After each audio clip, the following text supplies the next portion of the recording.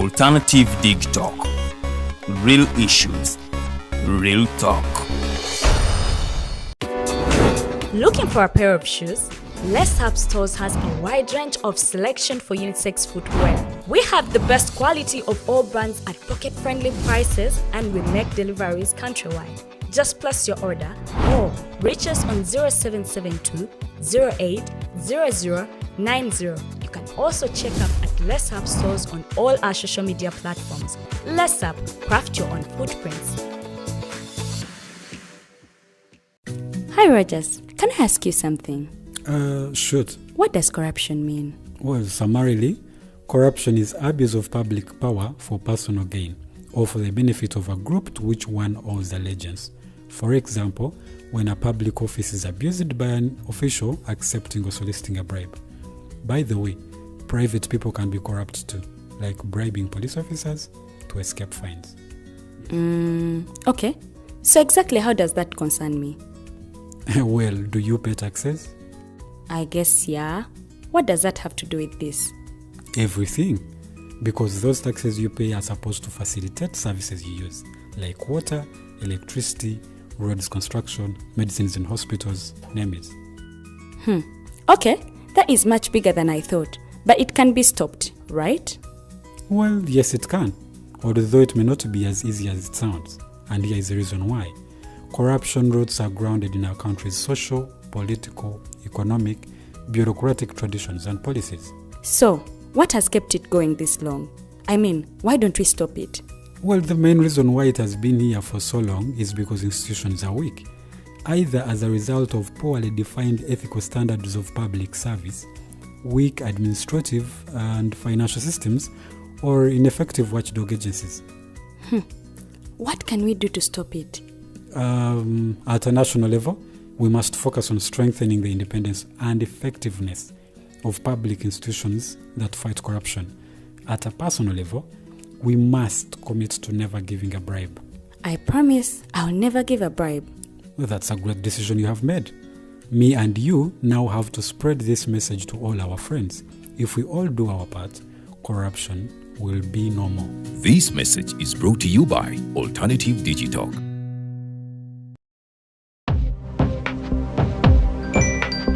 What at the church, though? Tawali man, what's up? Man, can you imagine people just dump everywhere? Someone drinks water and throws the bottle wherever. Come on, Rogers. What else do you expect people to do with an empty bottle? Simanya now, recorder.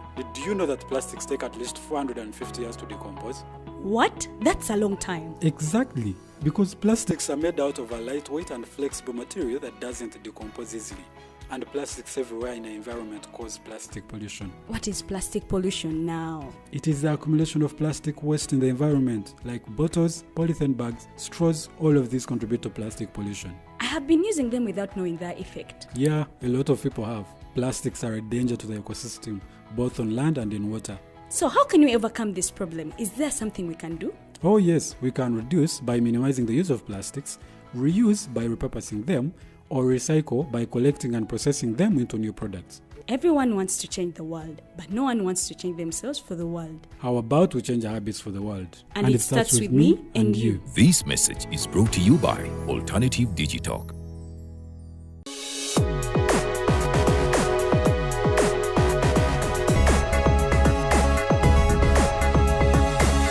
The Alternative Digitalk. Real issues, real talk.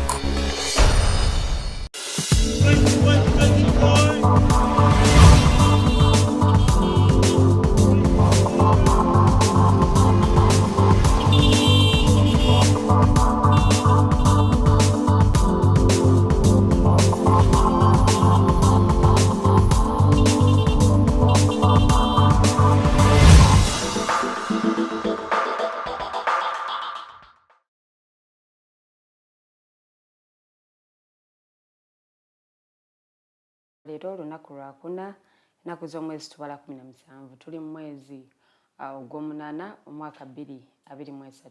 The Mighty Drive ye program gyogenda maaso n'okubanga olaba era nga nze omumbejja Luwedde Lilian atudde gwe wonna ku screen yo oba ku ssimu yo oba ku laptop yo. Yes, nze ngenda maaso n'okubanga nkuweereza era nga kanyomero ke tulimo ke Mighty Global News Updates oba ebimu ku ebyo ebikoze amawulire wano mu Uganda n'ebitundu by'eggwanga ebyenjawulo obaoliawo tujja kuwonako neku ebyo ebiri ate emitala w'amayanja oba abamu gye bamanyi ng'ebusukkansi. So tujja kubanga munnange ebimu ku ebyo tubikoonako akadde kanabanga katusobozeseza naye nga nkubuuzaako era nga nkutegeeza nti tuli butereevu ku peeji zaffe The Alternative Uganda ne Digitalk TV ku Facebook so nga ate YouTube channel yaffe eri The Alternative Uganda, Twitter handle at Alternative Yoga n'emikutu emirala ku Instagram nayo gye tuli The Alternative Uganda. So gye emikutu kosobola okuba nga otufunira ne tuba nga tutambulira wamu ku Digitalk TV tubeera live so nga ate ku YouTube tetubeera live wabula shows zaffe zimala ne ziteekebwayo ate nga wayiseewo akaseera katono nnyo. So bwe tuba tugiwunzika ku ssaawa 4 ya Mighty Drive kuba tutandika saa 2 paka ssaawa 4 so by ssaawa nga 5:06 show eba gyeri ku YouTube naawe oba osobola okuba nga ate ogendayo okugiraba gwagimisinze ku Facebook abamu mu complaining olw'ensonga ya network but ku YouTube kiba talatibu ebintu biba bitambulira ddala bulungi. Olunaku olwaleero tugenda kubeera n'omukulu Thomas Lesaffre ninyere simanyi oba ndi pronouncing bulungi era nga omukulu ono researcher lecturer ate era nga leadership coach. Ensonga zigenda okwogerwako nsonga zikwata ku ssemazengo wa Africa tulabyeko kuuzi ez'enjawulo ekiri mu ggwanga erya Niger naye ebintu tebinaba kubanga bitambula bulungi wabula n'ebyenfuna byaffe tusobola tutya ate munnange okubanga embeera etereera okuva ate ku oba oliawo naffe tusobola okwetengerera ntulema okutambulira ate kubagabirize b'obuyambi n'ebirala bingi nnyo ebijja okuba nga byogerwako. Omukulu Edgamatthew Karuhanga waali nnyo era nga programu eno ojja kusobola okubeera kitundutundu ku yo ng'ogenze ku Facebook page yaffe mu comment section oba oteeka ate ensonga zo oba obubaka bwoba okubuuzaako mukulu ajja kubanga munnange azisoma era ajja kubanga amubuuza ebibuuzo era naye ajja kubiddamu bulungi nnyo. Nja kubanga mpitayitako mawulire lukwakwayo ate tusobole okubanga munnange tugenda mu kukyaza omugenyi waffe. Ensonga mu kibiina ekya Forum for Democratic Change zo tezinnaba kubanga ziterera bulungi. Jjukira gye buvuddeko munnange yali party chief whip omukulu Ibrahim Ssemujju munnange ono nno ekifo kino ate kyali kyamuggyibwako era nga baasaba okumusikiza omubaka wa Mawokota South omukulu Yusuf Nsibambi ono nno okubeera nampala w'ababaka b'ekibiina kya Forum for Democratic Change mu Parliament naye byonno munnange birabika okubanga bikyalinyiddwamu eggere olwa Speaker wa Parliament Honorable Anita Monk okuvaayo ate nno munnange n'ategeeza nti okureplacinga Honorable Ibrahim Ssemujju kirabika nga si kyakubeerawo olw'ensonga ate ez'enjawulo. Mu bbaluwa gy'obadde olaba ku screen yo eno nno nga munnange Speaker wa Parliament mwe yatadde ensonga lwaki kino tekigenda kubanga kikolebwa era n'ategeeza nti munnange waliwo ensonga oba oliawo ebimu ebikoebyo ebitaagobererwa bulungi kusobola okulaba nti bareplacinga Honorable Ibrahim Ssemujju era munnange Speaker wa Parliament yagenze maaso n'okubanga ateekawo ensonga ez'enjawulo naga nti tebayita mitendera mituufu okulaba nti ate bareplacinga Honorable Ssemujju ku kifo kya nampala w'ababaka b'ekibiina ekya Forum for Democratic Change. So ebbaluwa eyo erimu ensonga ez'enjawulo era munnange mu bbaluwa eyo still mulimu bwe balagira nti waliwo ababaka okuva mu kibiina ekya FDC abateekayo petition munnange nga bawakanya okuba nti Honorable Ibrahim Ssemujju yaggyibwako ekifo ky'obwa nampala w'ababaka b'ekibiina kya Forum for Democratic Change wabula still mu bbaluwa eyo Speaker alina waakonera ku nsonga y'okuba nti balabika tebaatuula nga yasabye Honorable Ssemujju aleete obujulizi obulaga nti munnange yatuula n'ababaka ba FDC mu lukiiko oba oliawo ne batuuka ku nzikiriziganya okugoba nampala waabwe Honorable Ibrahim Ssemujju munnange ku kifo ekyo. So ensonga nnyingi nnyo ensonga oba oliawo waliwo ez'enjawulo zaatadde ate mu bbaluwa eyo nga bw'ogirabye ku screen yo mulimu ebintu ebyenjawulo era munnange n'asaba abakulembeze b'ekibiina kya FDC okubanga munnange bagonjoola ensonga ezo ate ezaaleetebwa mu kwemulugunya kw'ababaka era munnange singa banaba balemereddwa kino nno munnaye kijja kubanga kitaataaganya emirimu oba n'enkola eya parliament. So Honorable Yusuf Nsibambi akyali awo akyali wakati Honorable Semujunganda tebannaba kubanga ekifo bakimusuuza okusinziira ku speaker era nga appointment y'omubaka wa Mawokota South Yusuf Nsibambi yo tennaba kubanga eyitamu naye nabyo gye binaaba biggweredde ffe tujja kubanga ate tweyongera okubibatuusaako ate oba oliawo mu mawulire gaffe amalala oba updates endala awo nvuddewo ngenze still ku nsonga z'ekibiina kya Forum for Democratic Change waliwo abakulu abeesowoddeyo ne bagenda mu maka geyaliko president w'ekibiina ekyo retired Colonel Dr. Kizza Besigye munnange nga bagamba nti aveeyo abenga ataasa ekibiina kyabwe olwabino ate ebigenda mu maaso bonna nno bagenze bakutte ebipapula obaoliawo ebyabaddeko obubaka obw'enjawulo era nga munnange ku bipapula ebyo kuliko obubaka obuvumirira ebigenda mu maaso naye era nga kuliko obubaka munnange obusaba Dr. Kizza Besigye okuvaayo ate ayingire mu nsonga obaoliawo ezigenda mu maaso mu kibiina asobole okubanga abataasa abakulu bano munnange kigambibwa nti bwe bagenze maka ga retired Colonel Dr. Kizza Besigye tebasobodde okuba nti bamufuna nga kigambibwa nti yabadde afulumyemu era okubanga munnange abaako emirimu emirala gy'akola naye nga ekiwandiiko kyabwe nti bakikwasizza omukuumi waawo akakale ensonga z'ekibiina kya FDC buli lunaku wabaayo ensonga endala gye zinaaba ziggweredde nazo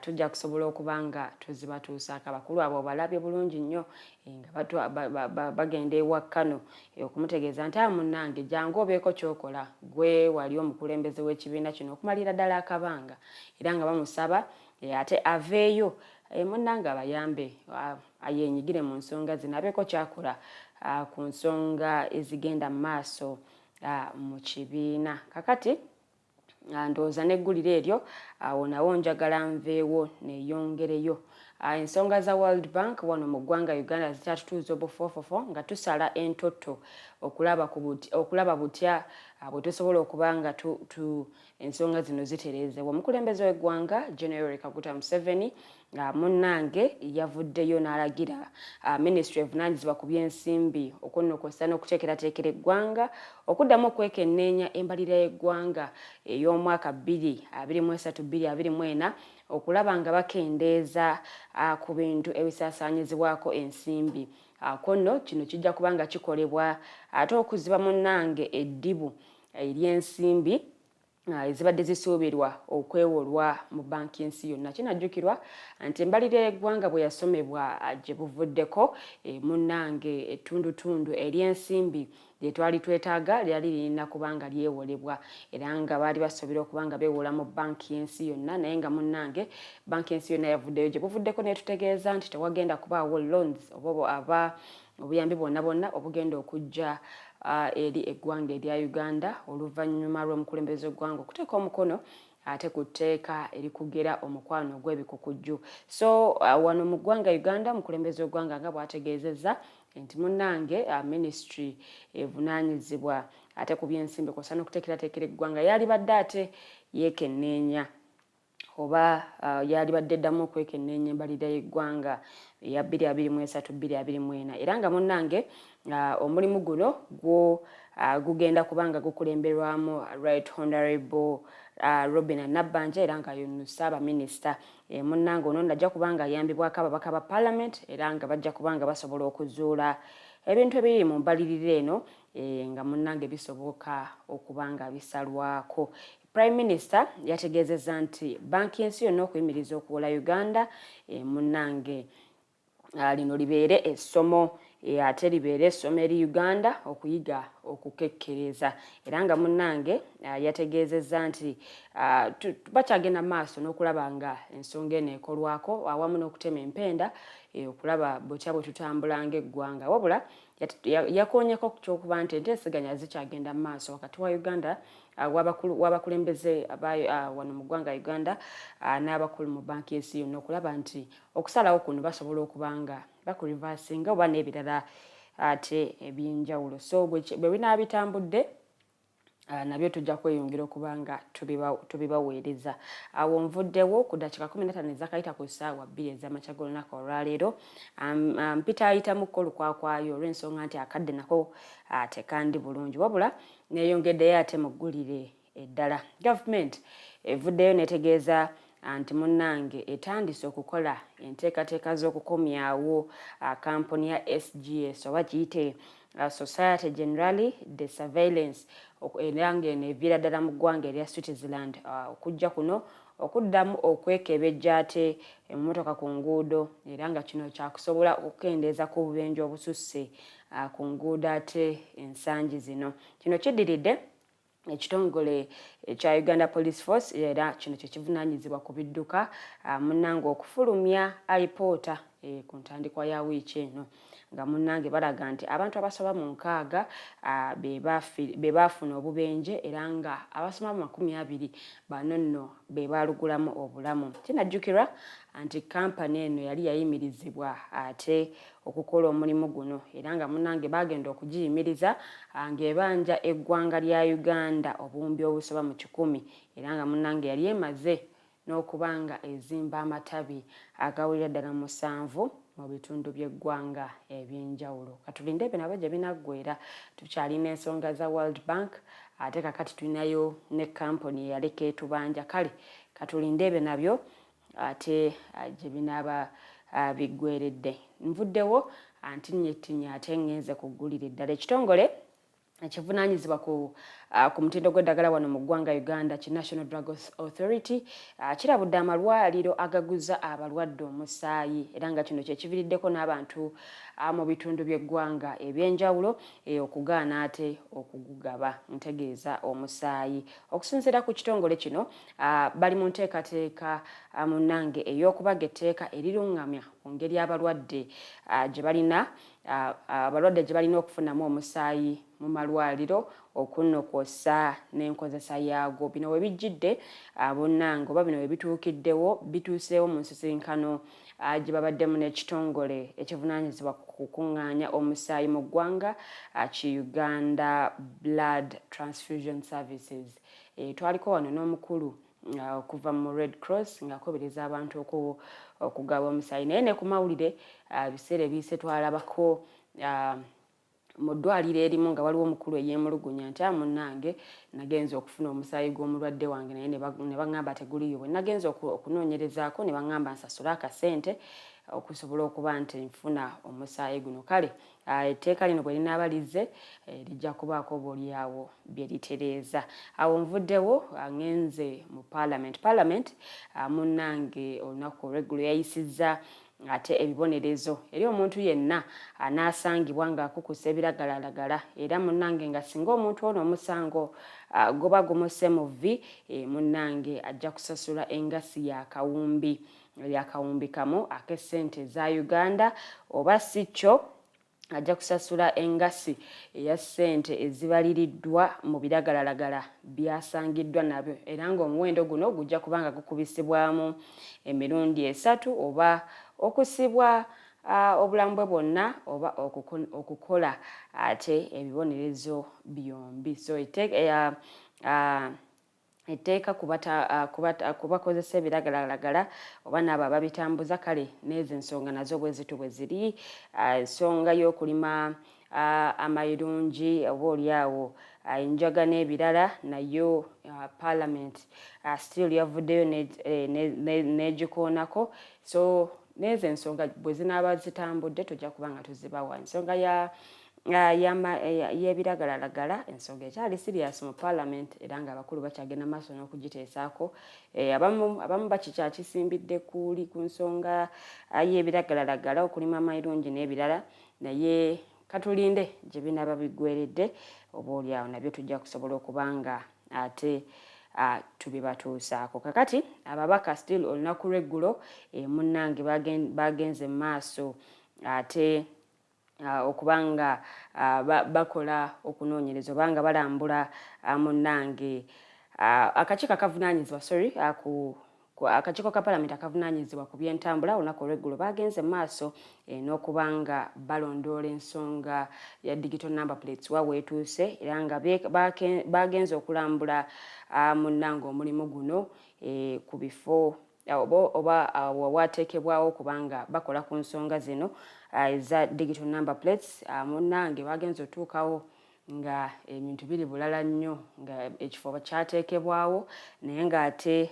tewali kintu kyonna kyonna kigenda maaso. Omulimu guno gwali gwakwasibwa kampuni eya joint stock company Global Security okubanga ate bateeka obuuma mu number plates z'ebidduka ezirondoolwa era nga munnange kino kyo kiyitibwa digital number plates naye bagenza okutuuka ate awasuubira okubanga wewakolebwa omulimu guno kale munnange nga tewali kiriwo wabula nga weema zo zaateekebwawo naye nga tewali kigenda maaso era nga tewali kiraga nti waliwo emirimu gyonna ate egigenda maaso. So ensonga zino nga bw'olaba ku screen yo ebifo weebiri naye tewali kigenda maaso oba tewali kiraga nti waliwo munnange omulimu ogukolebwa. Kale ezo ensonga tulinze nazo gye zinaggweera ate tujja kweyongera okubanga tubibatuusako ku ddakiika 21 ezakayita ku ssaawa 2 ez'amakya g'olunaku olwaleero.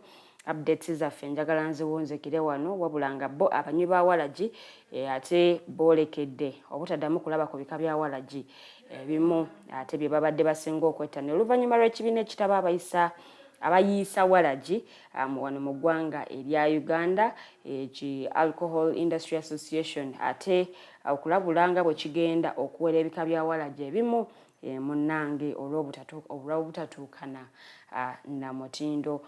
Mukulu Juliana Kagwa era nga yono yamyuka omwogezi w'ekibiina kino yatutegeezezza nti ono yamyuka omwogezi w'ekibiina kino munnange yategeezezza nti abayiisa walagi abamu balimbalimba abantu era n'omuwendo gw'enguuli oguli mu ccupa nga balaga nti guno omuwendo ogulimu ate mutono ddala kyokka nga muyitirivu babagamba nti mutono so nga ate mungi era nga guno guyinza okubatuusa ku bulabe oba guyinza okuleeta obulabe ku muntu yenna abanywedde walagi ono. Katulabe ate ebyo nabyo bwe binaba bitambudde bajja kubanga ensonga zino bazikolako naye kamawulire kangawunzikire wano tulinde ebyo nabyo gye binaba biggweredde. Omukulu Edgar Matthew Karuhanga ate ajje atutuuseeko omugenyi waffe Thomas boogere ku nsonga ez'enjawulo paka ku ssaawa 4 ez'akalasamayanzi. So we banaawunzikira ojja kubaako by'otegedde oba naawe by'oyize ebipya. Tuwumulamu katono nnyo The Mighty Drive ekyagenda mu maaso.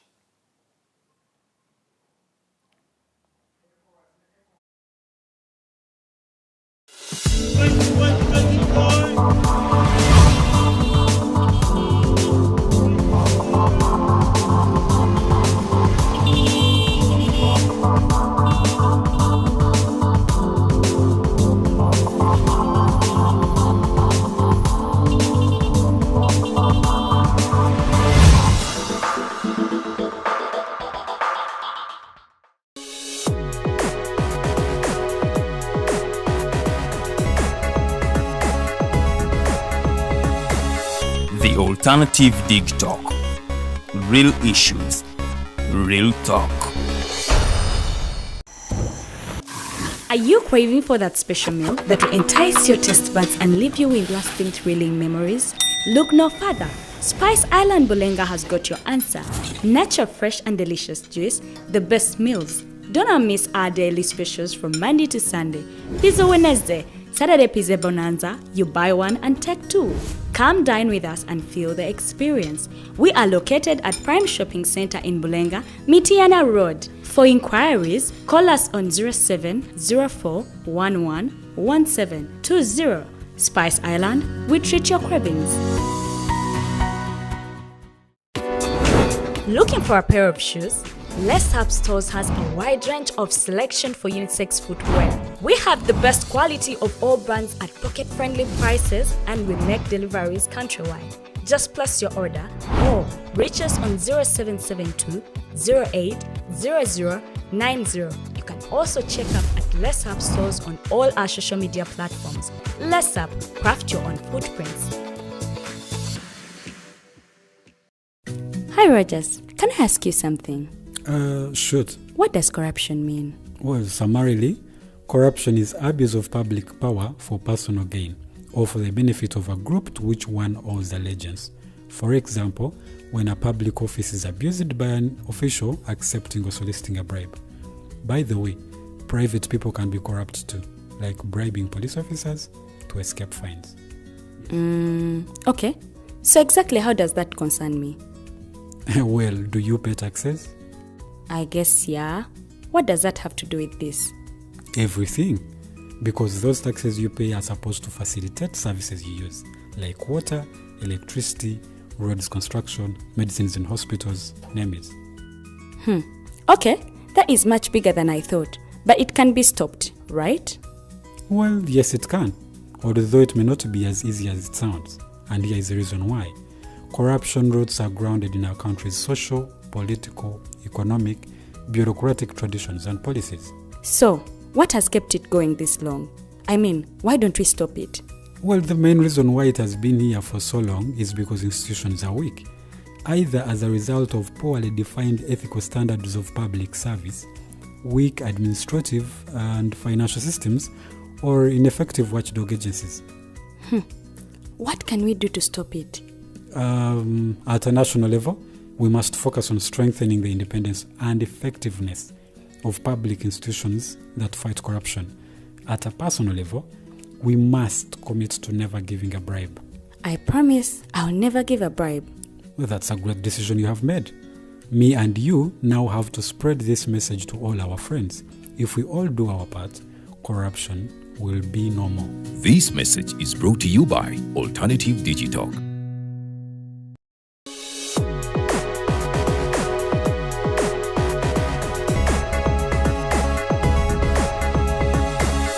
The Alternative Digitalk. Real issues, real talk.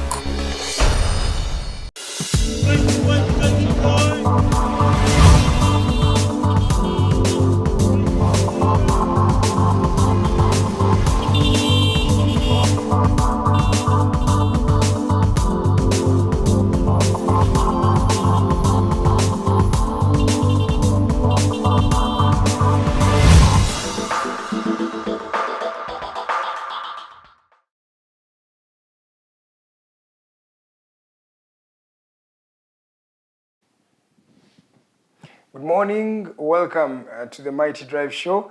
My name is Edgar Matthew Karanga. Today is 17th of August 2023. Welcome back from the Mighty Global News Updates done by Lillian Luwede.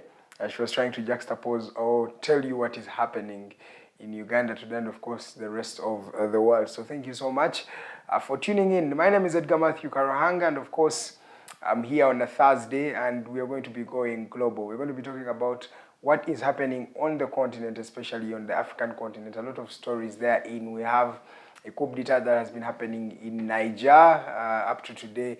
President Chiani is the one that is, spearheading that particular part of Africa. He is in the driving seat. We have stories coming in from Senegal. We have stories coming in from Uganda here. We're going to be just looking at how the continent is looking like today morning. And to help us do that is Thomas Lesaffre. I hope I've pronounced it well. Thomas Lesaffre is a politics and governance lecturer. And of course, he has trained various people in politics and governance on the continent. He has been to South Africa. He's been to Senegal. He has been all over Africa. And of course, he's now here in Uganda. He's also a freelance journalist. And of course, it's from that expertise that we base on to have him here to help in demystifying what the continent is looking like, and of course how better can we make Africa at the end of the day. So allow me welcome Thomas Lasaffre to this edition of the Mighty Drive. You're welcome. Thank you so much. Thank you for inviting me. How are you? Oh, really good, thanks. Great, great. Allow me just delve into what is happening, and I want us to start the conversation from here. You can join the conversation, by the way. The page is at the Alternative Uganda. You can find us there. We are Digitalk TV. Send us a direct message. Ask a question about any topic that you want us to undertake that is happening on the continent. Give us your views and your perspectives of how better can we really make Africa, or what do you think about the state of everything economically, socially, politically, how Africa is looking like right now. I want to come to you, Thomas. In our very first story, I want us to first start from here, Uganda. Recently, the World Bank officially told us that they have freezed the funding that that they were giving to Uganda, and of course, this is in accordance to them that because of the Anti-Homosexuality Act that was passed by Parliament recently. But there is more that meets the eye, really, and I want us to first delve into this and first find out what are the implications they are in. But also, before we even delve into the implications of their ban, is this actually the reason why they are putting a ban on Uganda? Is it really the Anti-Homosexuality Act? Is there something more? Or what do you think is in the mind of World Bank as they make such a decision? I think it's very interesting that we try to think of those questions with the rest of what's happened on the continent, so we can draw some line and some perspective. And as we put it today, and as you put it nicely in your introduction, I think the larger question that we're trying to grapple here in terms of politics is the question of sovereignty, right? Uganda has voted a law, whether we like it or not. The parliament have voted, the political party have debated, people have voted, and Uganda have decided to go in a particular direction, right? Yes. But here is one of our main donors, the World Bank, that stated in its own status that it's a non-political organization, right? So if you look at the status of the World Bank and IMF, made in 1944, they say they're not political, right? They cannot play politics, they play finance and economics. Yes. So the question is therefore like, why is that particularly and suddenly like an issue? And of course, this law has been widely spoken about. As I said, we can like it or we cannot like it, but an African state has decided that this is the way to move forward, right? This is the way Ugandans have decided to move forward within the institutions. And so one of the big questions is, what is the margin of sovereignty in Africa? Because we see that when parliament take decision, all official, done properly, legally, then international institutions do not respect their own status, right? Such as the IMF and the World Bank here. So I think the question of sovereignty here is the same than in Niger, right? Does Niger militaries have the right to seize the president and to say, no, enough is enough, what you've done with the country is not good, knowing that this has been part of governance pattern in that region? And what is it that African states and president, but also just the African powerhouse can do, and to which extent can they decide of their destiny and of their fate? And what we observe all around the continent is that a generation everywhere, I see it in Uganda, I've seen it in West Africa, in South Africa, people ask for more sovereignty. They say, no, if things don't work as well as we think it should, it's because our sovereignty is undermined. Our capacity to decide for ourselves, for our destiny, is undermined. And a lot of new leaders emerge outside of West Africa especially and say, no, we're taking back that sovereignty, right? What does it mean for democracy? What does it mean for elections? That's a conversation we can have for the future. But I do think that the larger question is, what is the real sovereignty of African states, and can they really do what they want, or do they have to do what the financial institutions are asking? But the sovereignty question has been answered with a sovereign state. But of course, then, these people have to be checked. Even if you are a sovereign state, you are an independent state, but we have to check for human rights violations. We have to check for, things like that. And I think that's the perspective of World Bank. They're saying, yes, you may be a sovereign country, but then you are treating your citizens, or you're abusing the rights of your citizens, and in their perspective, a fundamental right would be a right to, privacy to do whatever you want, to be with a partner of your choice, right? To, you know, have a sexual orientation of yourself. But for me, my question really is this about that particular law, or is this a calculated move to cripple the economy of Uganda? Why do I have that perspective? Is because World Bank and its subsidiaries, the IMF and the rest, have been giving Uganda a lot of money, and of course they've been funding the biggest part of our budget, which has been coming from foreign aid.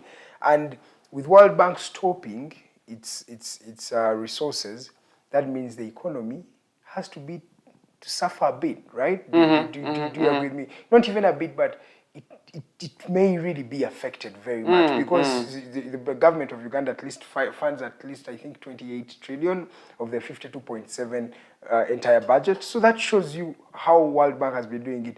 If World Bank removes its hand, isn't that really going to affect the people down there? Isn't it going to bring about an economic collapse therein?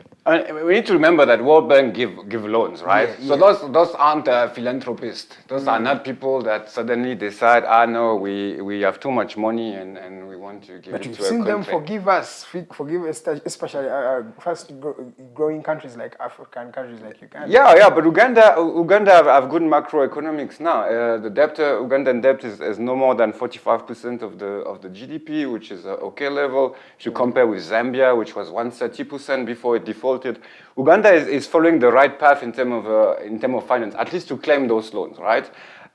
One of the main issues is that the World Bank is one of the main actors of the financial deal here in Uganda. What I'm trying to say is that a lot of private banks will not invest in Uganda because they don't have enough knowledge of the economy, and therefore they don't know if their money will come back, right? Exactly. When for the World Bank, they don't have to ask themselves those questions because they deal with state to state and they have like those policies, right? Yeah. The World Bank loans disappear, or at least are frozen, because I do think that some of them is going to happen at the end, but are frozen right now. Also at the same time where the Chinese are withdrawing from the continent. And since COVID, we see that China has stopped financing a lot of projects on the continent, exactly. Right? And I would be concerned about the accumulation of both, right? Because if both China, normally if the World Bank stop giving loans, an African president will say, okay, cool, we're gonna go and see the Russian and see and China. The Chinese and the Saudians, right?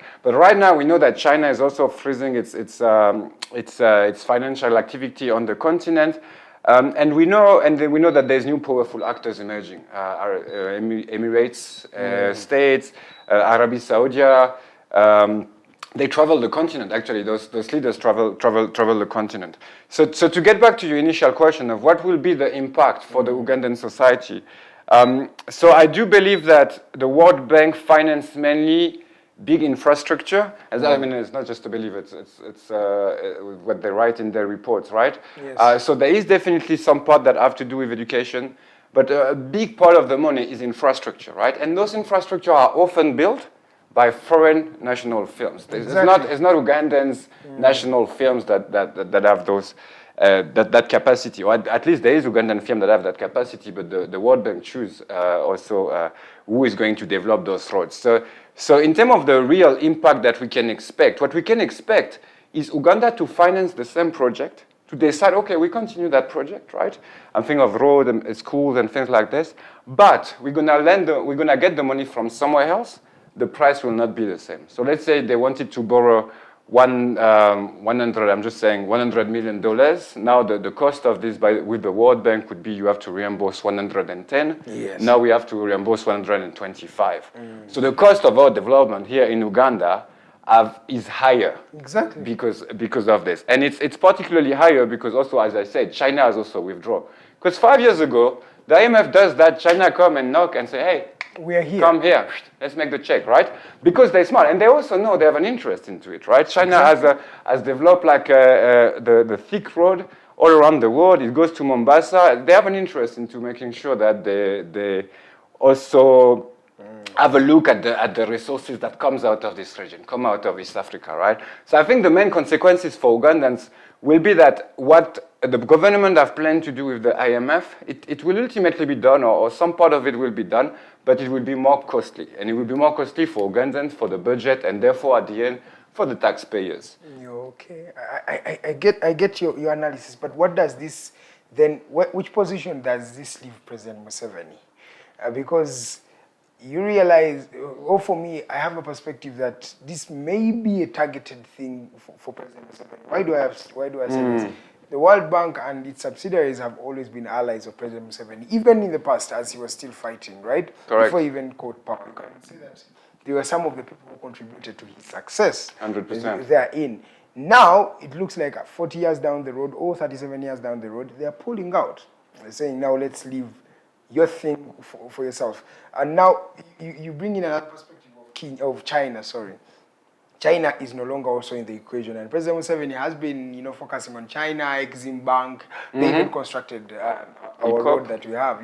So you realize that China has been there, but now it's no longer there. Russia is having its own demons to fight. The Ukraine war, it's already ravaging. So you can say they may help you, but to what extent, really?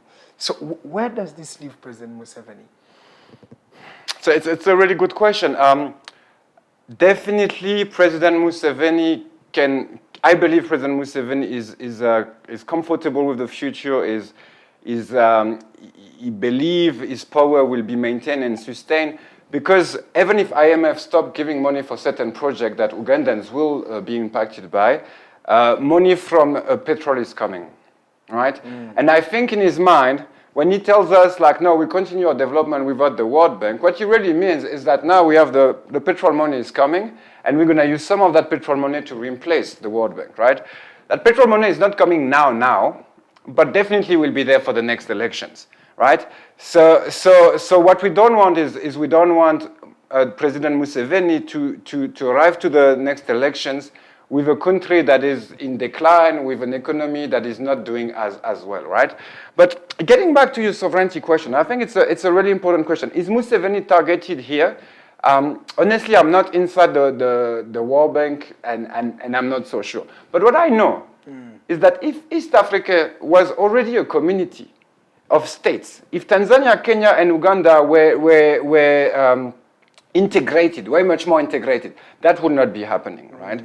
Because both Kenya and Tanzania have an interest into Uganda developing better roads, right? Both Kenya and Tanzania have an interest into capturing the wealth that Uganda has in both Dar es Salaam or Mombasa. There's a big conflict actually between Tanzania and Kenya on capturing this, right? So I do believe that Uganda is in a good position to renegotiate with new potential people that would like to finance the development of its economy. But we should not be, we should not be naive. Uganda is a country of 40 million people of a certain size, right? The size of the economy obviously have to grow, but also can grow within certain limits right now. And so if we want to accomplish the development that I think you're speaking about and that you think is definitely to open the border of East Africa, to introduce more trade, and to make sure that when Uganda faces the World Bank or China, he faces it as a bloc, East African bloc. And I do believe that we will, getting back to that question of sovereignty, such Pan-Africanism enhance and strengthen the power of a region in a bloc. Yeah, but then you see, this federation coming together, but we see that from 1963 we have been trying to forge a unity as the East African community, and it is there, but it's not yet really there where we want it. That to an extent of, when you touch Uganda, Kenya is going to uprise. You're not touching Uganda, you're touching Kenya, touching Tanzania, touching Rwanda. It's not there. And you talked about now that they have closed the borders, right? The funding in terms of World Bank and IMF, then we were trying to think about trading, as you've said. But now Kenya is also refusing some of our products. Our milk products are not being allowed to Kenya. You see the irony. This is the East African community. Our neighbor is saying, don't bring your milk products here. Don't bring your exports here. And we know that we have a lot of surplus milk that we need to trade with other countries. And that is what is bringing me. It feels like Museveni is being isolated. And you cannot see it obviously, But when you look at the global politics, the funding has been stopped. The trade is really not the trade that we were thinking about. We are no longer in Somalia. I think we are coming back. It feels like we are really... There's a shrinking of its power. Exactly. It's shrinking. And that brings me to a perspective of what Museveni is now doing, realizing that I'm bringing the opposition together. I'm bringing them on my side at a time like this. Because for me, I don't think it's a coincidence that in 2023, we are seeing President Museveni making moves, trying to bring the opposition together, building a one country. It's like a one-party system where we are all under one umbrella, which calls for unity. That means there's something this gentleman has seen that maybe is beyond the eye. Look, I want you to just explain that kind of scenario of isolating President Museveni, because I feel it's really an isolation when it comes to President Museveni today. So the chance we have with President Museveni is that he's in power since long enough so we can compare with different periods, right? Yeah. And I do believe that definitely 2005, 2015 is a moment of extension of Ugandan powers, right? Museveni secure like a third term, a fourth term, a fifth term, so he knows he can go beyond the two-term limit of the constitutions, and he is influential in the region, especially we're thinking of Congo, we're thinking of Somalia, and ultimately even in Kenya, right? So you even talked about Congo, and Congo has also isolated us. They call us an enemy today. But that's where I want to go. That's where I want to go. But if you look at the period before, 1994 to 2005, right? Uganda is busy trying to take Kisangani from the Congolese, from the Rwandans. No one really knows who is in that city, but what we know is the center of Central African trade, of diamonds, right? It's really important centers. And Uganda is here battling the Rwandans to try to take control of that city, when really there is no strong authority in Congo at the time, in Kinshasa. And so what will happen is a lot of people will look at it and say, no, President Museveni, you can't go that far, right? You can't, that's not Pan-African of you to do this. And a lot of, let's say, continental sanction will come to Museveni. He won't be invited to sit and submit. A strong coalition will be built against him or in his army, so the SADC will get involved, Zimbabwean soldiers will get involved. Exactly. They will push back Ugandan soldiers and rebels, if we can call them like this, back in the country. Recently, Uganda came back to Congo, and Uganda was the very first country to take the opportunity to sign a bilateral agreement with DRC and new President Tshisekedi, so to clean up the ADF, Allied right? Democratic Forces. Exactly. So we can say that in the current agenda of Congo, President Museveni is still there and is still an influential player. Right now, as we speak, Kenya is signing a similar deal that what Uganda have signed, I think, if I'm not mistaken, 2 years ago. Exactly. So bilateral agreement. So you realize that Tshisekedi has not come to Uganda.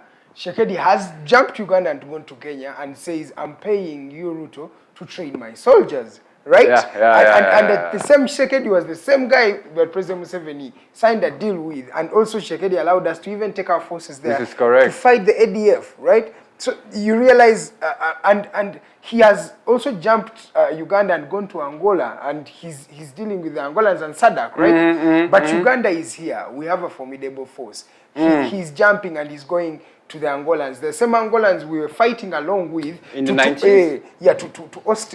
After Laurent Kabila had gone, right? Yeah, definitely. Do you look at the politics there, and it feels like now everybody is running away from honestly that best friend they had. I'm not gonna lie, you have a compelling argument here. There is definitely something of that seems like a power that is shrinking, but I also do know that the resources of petrol, the resources of the new petroleum system will help him consolidate his power. I have no doubt about that. And I know we have spoken about this in this show already. I also don't believe the success of that oil pipeline, because by 2025, do you think it will be finished? Because now there are many cases of that oil pipeline where it's passing. People are saying it's passing in territories of Congo, right? And the ADF is there. So you're like, are even these pipelines safe enough?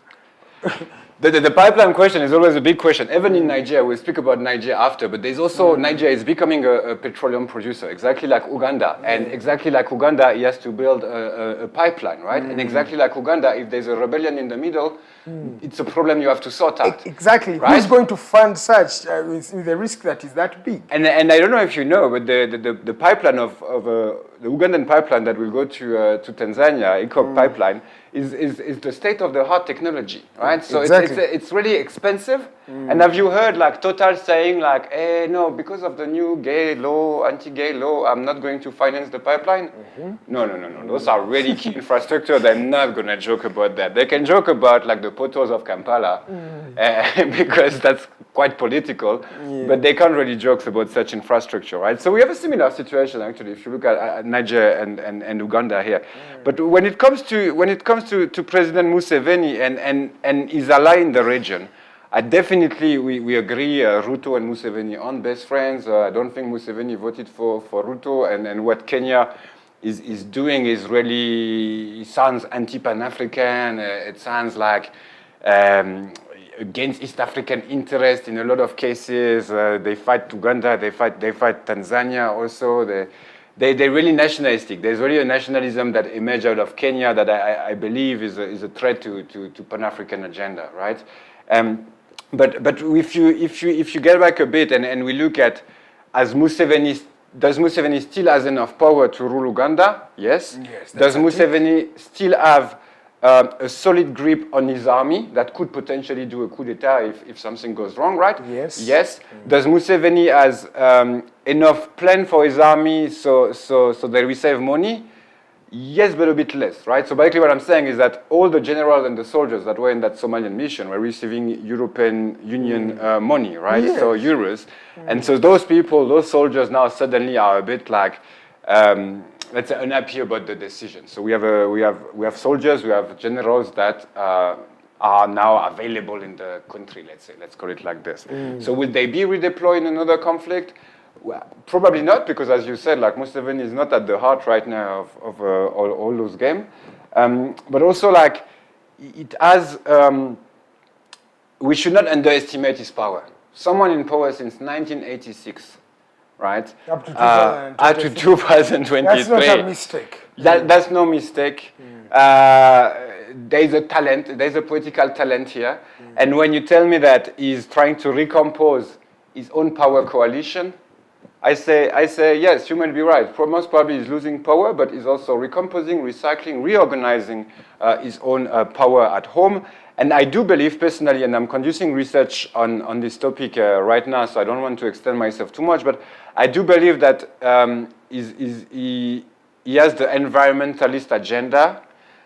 So he can, basically the legitimacy he loses with the anti-gay law, he's trying to get it back from being a climate change activist and a climate change advocate, right? And so he has been present to a lot of forums that speak on that particular questions. He has never prevented any organization to do that work here. He even have created NEMA, if we want to see it that way. So he has empowered NEMA a bit. So I do believe that President Museveni, we have a chance, and as I said, I'm doing research on it, so it's not finished, but it's possible that we have a rise of authoritarian techniques, authoritarian politics, or more policing of the populations, but not in the name of development, like we are used to, but in the name of climate change and what the society needs to do in order to become resilient to that climate change, right? So after so long in power, it is possible that he's losing his grip a bit, and that he's reorganizing home. But it doesn't mean he don't have card to play. He do have the petrol, he has the climate change, and Uganda is a fragile state, so when he goes to international forum and he said, hey, look at what's happening to my country, people listen to him and take him seriously. And even like in that recent, when he tried to sell the milk, he went to Senegalese President Macky Sall came here, right? Yes. Senegalese President Macky Sall have decided not to go in a third term because he called it unconstitutional and he want to be one of those presidents that respect the constitution of Senegal. He goes to Uganda and he comes and he said, hey, thank you so much, President Museveni, for security, for securing and the he region. says, we learn from you. We learn from you when he is the one that stopped. And you're like, but Mickey Sall, we didn't expect you to and then he moved, he went to Algeria, if I'm not mistaken, or his ministers went there, and now we have new deal when it comes to milk. He was in Algeria. And Russia as well. So we have, he still has that capacity to go and find other actors. Oh, Kenyans don't want my milk? Okay, but also you're not going to have my roads when you try to sell your milk to Congo. Because remember, Congo entered the East African community, so the Kenyans, and especially Ruto, was vice president at the time, and said, this is a chance for us to sell our milk to Congo now. So you see, like, there is still a lot of cards he can play, and we should not, I don't think we can expect him to fall off power by mistake. No, it's not going to be easy. It's really not going to be easy. But I feel President Museveni still has the strength here at home. He has the grip on power at home. He has, you can say, finished the opposition at home. So at home, he's really comfortable. Now the threat is in the international global audience, because now that's where some people are not behind him. Some others, some allies like Russia, still behind him. But the question is, those that are against him and those that are behind him, who is heavier? But I think let's stop here and we go for a short commercial break. When we come back, I want us to start with the issue of Niger. President Chiani taking power there and he was in Russia, and the words he had for France and the global audience and his fellow Africans were not words that you can say were really easy words. So we delve into this young gentleman, charismatic as he is, and what does this really mean to the politics of Africa? Ladies and gentlemen, at just 4 minutes to the top of the hour, my name is Edgar Matthew Karahanga. I'm still with Thomas Lesaffre, who is a politics and governance lecturer. He has worked in South Africa and, of course, other African countries. He's still a freelance journalist, and, of course, he's a climate change activist working with Environment Shield. So he has a lot of knowledge there in politics, journalism, and, of course, climate change. So when we come back from the break, we start with what is happening in Niger, and, of course, President Chiani and his team of juntas who have taken power therein. And let's come back from that short commercial break.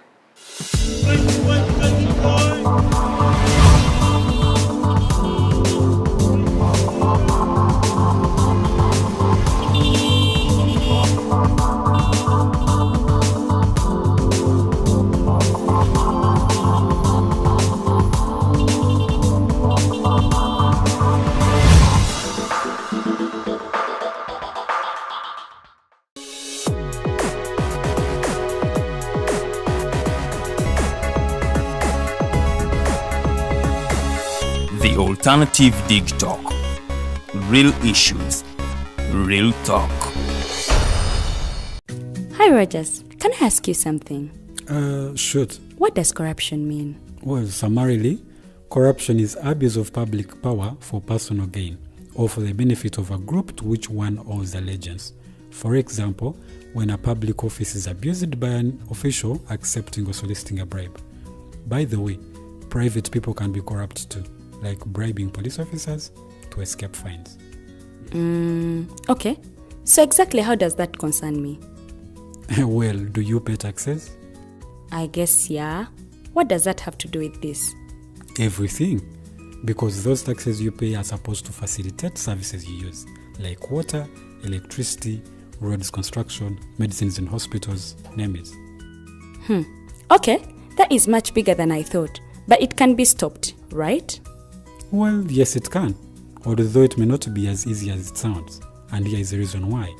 Corruption roots are grounded in our country's social, political, economic, bureaucratic traditions and policies. So, what has kept it going this long? I mean, why don't we stop it?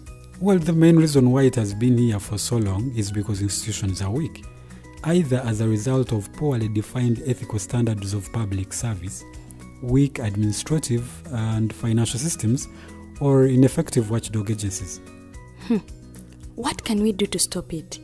At a national level, we must focus on strengthening the independence and effectiveness of public institutions that fight corruption. At a personal level, We must commit to never giving a bribe. I promise I'll never give a bribe. Well, that's a great decision you have made. Me and you now have to spread this message to all our friends. If we all do our part, corruption will be no more. This message is brought to you by Alternative Digitalk.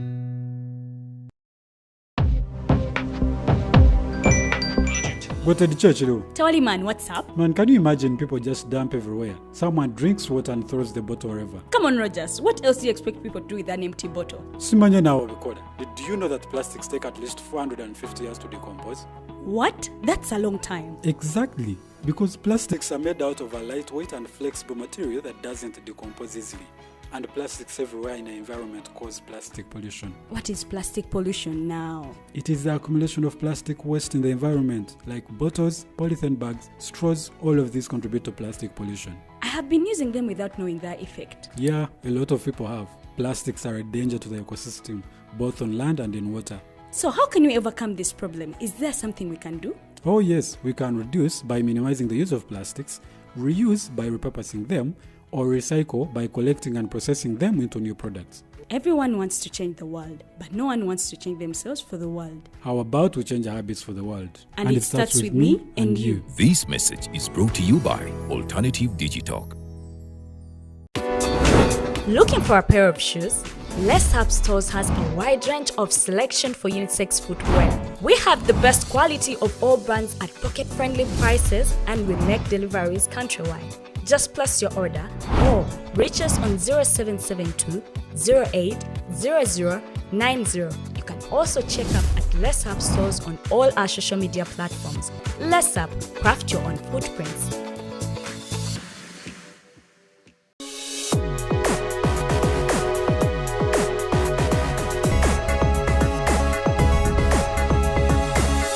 The Alternative Digitalk.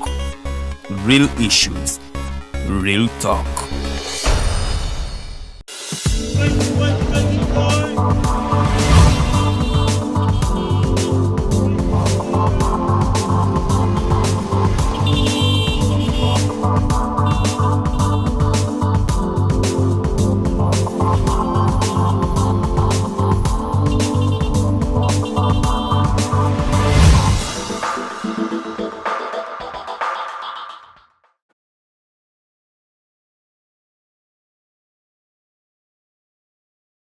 Matthew Karanga, this is Digitalk TV. Let's delve into our next discussion, and this is a question about Niger. Niger is a country that has experienced the latest coup d'etat in West Africa, that being on the 26th of July this particular year. We saw a group of soldiers, you cannot call them really, really young, but of course they're not as senior officers as you may think, but most of them, led by Chiane, who is the president now, decided to seize power from President Bazoum. And this, they say, is trying to protect the future of Niger. I think that is what they base on, to say that the reason why they are staging a coup. From that time, we have seen a lot of international bodies speaking against the coup, the latest being, ECOWAS. You had the United States talking about that. And of course, many, many countries were trying to criticize the change of government in that particular part of Africa. And of course, the ECOWAS, which is the Economic Organization for West African States, started an initiative to try to restore constitutionalism in Niger. And as we're speaking today, the junta decided to have a sit down and talk to ECOWAS and ECOMOG to find a solution that can help in creating a balance. What does this mean for Niger? What does this mean for ECOWAS? And of course, do we see constitutionalism being restored in Niger, following what has been happening in Burkina Faso, Guinea, Conakry, where we have now Domboya there and all the countries there in that West African belt.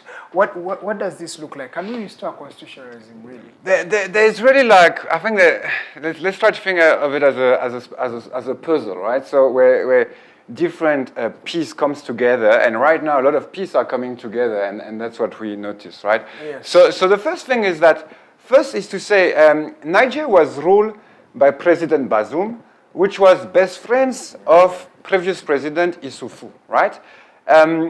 it is a country on which the French and the American have had a strong grip and an important.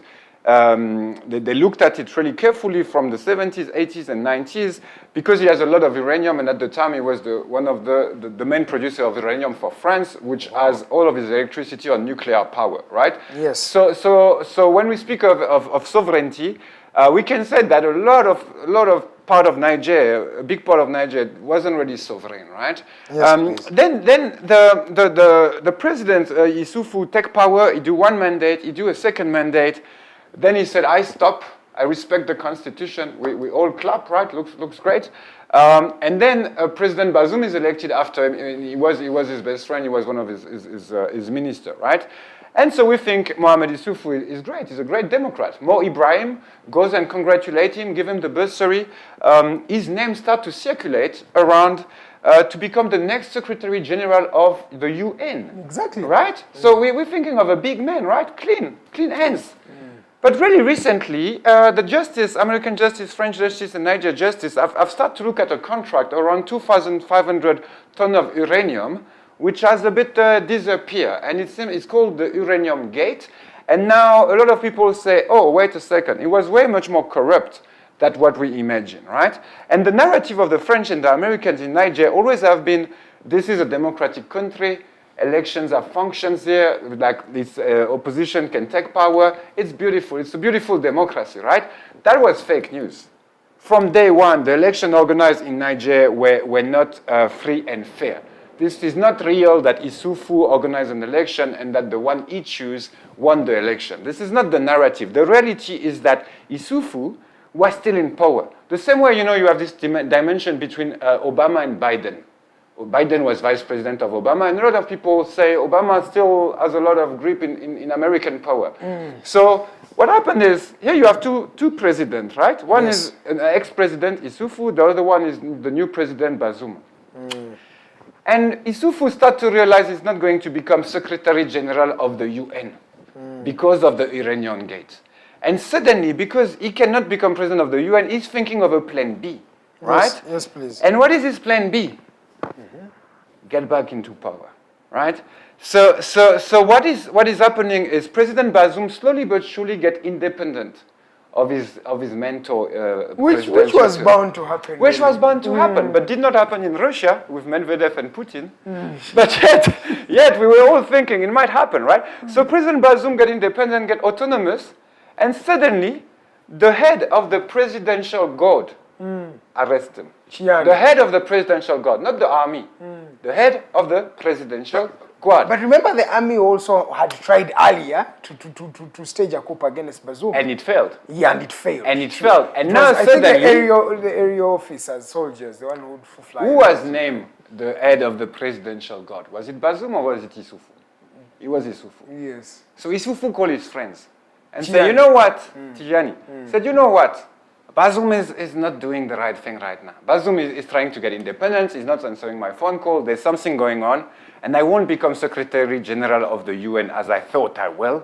So I need to reorganize a bit my power at home, right? And everyone knew, like, when you're a diplomat and you visit Niger, you pass by Issoufou. You have to pass by his house and also speak with him. Every president, every minister. So he still have a strong hold into power. He stayed for 10 years in power, so he shaped the destiny of Niger, right? Yes. So President Issoufou, most probably, I cannot come here and say it's 100% sure. Those are rumors, but every evidence points to that direction, that he was the one behind the coup d'etat. The old president that everyone calls so democratic was behind the coup d'etat. He called the presidential guard, which was one of his friends.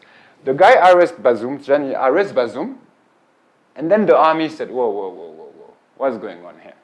The army, he speak with the army, and collectively, with the presidential guard and the army, they decide they're not going to reinstate Issoufou, they're not going to, they're taking control. And the whole army now seized control of both the presidential guard and the new, and Issoufou. So Issoufou got a bit put on the side, but he didn't manage to, he doesn't have the ear of the army. Interestingly, the last, his second mandate, when he got elected for his second mandate, we do have one side of the country that vote free and fair. Those were the militaries. The militaries is complicated to control the military election if it's not the military themselves. And Issoufou finished number 5 of that election. So it's not, the current political party is not liked by the army and neither by the politicians. So both Bazoum and Issoufou represent a political party that is in power in Niger since 10, 12 years and that have not succeeded its development task. So I think that's really important we understand that. It's important we understand the population is not happy and there were some political game in top of the state, right? So now what's the situation after that? So the coup d'etat happened, right? No one was expecting it because it didn't come from the army itself. It came from political allies, Bazoum and Issoufou, and people thought they were like this, but slowly but surely they were not. And so the population is unhappy. It sees the army taking control of the power and think of it as a liberation. Because now those politicians, they probably tried to kick them out by elections in the last election, but the election was not free and fair. But if you look at the international community is telling you that's why a free and fair election. So people start to... Yeah, but Bazoum was voted free and fair in 2021. He was not. That's the narrative that we have because Niger is still like on the global north side. Niger is not dealing with China. Niger is not really dealing with Russia. So that was the narrative, right? But the reality is not. The reality is the same type of political power that you find in Nigeria, that you find in Benin, that you find in Togo, that you find in a lot of post-colonial states, where they do not need the stamp of their population to come in power. They need the stamp and the agreement of international players, such as France and such as the United States. Why is Issoufou so confident he can become the next Secretary General of the UN? That's a big job. That guy was ruling for 10 years. One of the poorest countries in the world.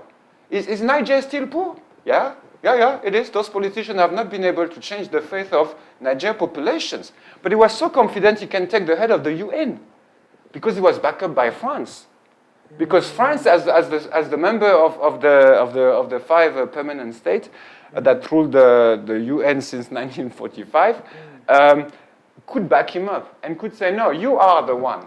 We're choosing basically the next Secretary General and we choose you, right? Yes. So Niger is definitely an ally of Occident. And I think that's what the population also want to punish. And that's where like Americans, French, and globally the global north is looking at it like really surprised. Because you keep listening to an elite that is in power, that is not providing for its populations, and you do not listen to the people. But if you listen to the people of Niger, you knew a coup d'etat was coming. You knew a coup d'etat was coming. A lot of people in Niger can see, hey, look at what's happening in Mali, Burkina Faso. The next one is us. It's a domino, right? And so I think like the militaries in Niger, they have a long tradition of coup d'etat and trying to tell politicians, whoa, that's not going right.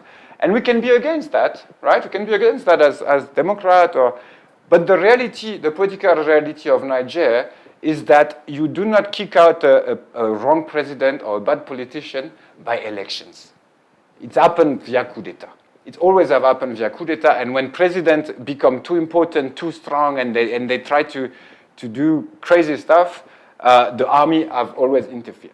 So, whether we like it or not, it's a political fact. Can we trust then this army, this Chiani and his comrades? That, God. How do we trust that they won't repeat what their predecessors have done, or even be worse? Because we've seen that happening all over Africa, where people come and the population has a lot of hope in them, with the hope that it's going to be better. Today it's going to be milk and honey all over, and it has always really turned out to be the latter. Or it has turned out to be the different. It's not the case. It's not working. It's not working, but. It's a really interesting question you ask right now, because basically it's to say, no, now we have established that the population of Niger was not so much in favor of those Bazoum and Issoufou and that political party, but will military deliver? No. Military will not deliver development. That did not happen, that never happened, and you're right to underline it, right? It is correct to say that the militaries are not It's simple. You are one of the poorest countries in the world. You have one of the smallest budgets in Africa. Yes. All of the agreement for your petrol, for your uranium, for your gold, because Niger have all of that, are signed for 30 years, 40 years. So you can't renegotiate any of this, right? Where are you going to bring the politics? Where are you going to bring the money? Where will the money come from to develop the country? It will come from the IMF. It will come from Chinese. It will come from Russian or European Union or private And yet donors. they have everything. So they're going to end up in the same situation of having to beg different power to stay in power and maybe to give something to their populations. So in the case of Niger, we really do have a complicated situations. The advantage of Niger, the one advantage in terms of security is that he has the larger border with Algeria, and Algerians don't play with terrorists. They really don't like that, and they won't allow much drama on their borders. And we have seen that they are in favor of the coup, right? Yes. So we have an alignment, and I think we need to think, Edgar, of it as the end of a political era. It's the end of a historical political era that I think started at the moment of independence, and that is slowly but surely finishing. Where the reality and the truth is that African actors have more independence than they used to have, especially at the time of the Cold War and even after. Now they have more independence, like the generals and the presidential guard. They decide themselves. They didn't wait the Russian to get a phone call or the Chinese. But in the same time, we have not found the right recipe for development, right? And a country like Niger is about to spend a lot of money to ensure its security, right? Buying weapons from Russians, Chinese, Iranians, Turkish, which is great. But also Americans have their biggest base in the Sahel in Niger, right? Yes. So it's going to continue to have to fight for its security because it has a large territory and low density populations. And people of Niger will continue to be dependent on other countries for their own survival. And here I'm thinking of Nigeria because you said in your introduction, ECOWAS was in favor of war. Who is behind ECOWAS? There's people that listen to us, do they know who is behind ECOWAS? Because when you look at international media, it looks like it's Nigeria in charge. Exactly. Does it look like this, right? It's France in charge. ECOWAS, behind ECOWAS is France. All the Francophone countries that France used to control by colonialism and by neocolonialism after independence. Those are the members that constitute ECOWAS, right? And so ECOWAS is also, if you look at the mission of ECOWAS have taken, a lot of them are financed by the EU. A lot of them are definitely in the same agenda than France has, right? So here, both France and Nigeria were pushing for an intervention. But really, people are not naive. They know that by reinstalling Bazoum, you will not like change the fate of Niger.